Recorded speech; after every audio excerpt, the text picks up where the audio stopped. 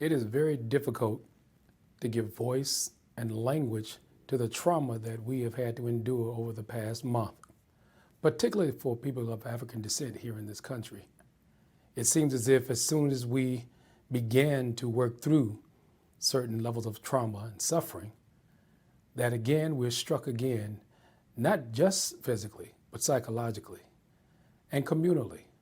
So the difficulties seem to endure over time in ways that one wonders, is there an answer? Is it even possible to begin to articulate what it means to live under the very strictures of forms of white supremacy that undermine one's psychological sobriety? And so the difficulty is, where do I turn? Where do I go? How do I find, if possible, peace of mind?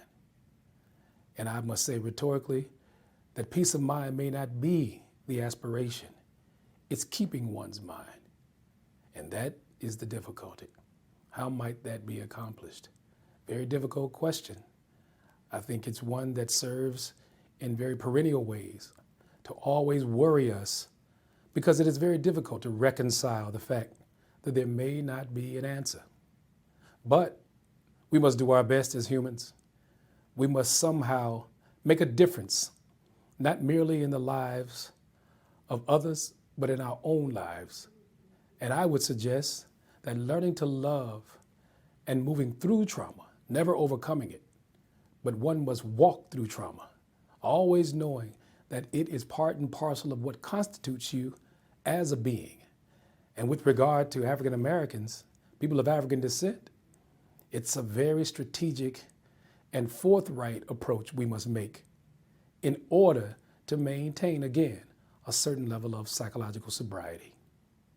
There are no definitive answers as to why it is that the people of African descent, not merely in the Americas, but throughout the world, must somehow find their place in a world that appears, I must emphasize, to despise them. Well, what we have learned is loving ourselves has been a triumphant way of regarding ourselves and disregarding the disrespect.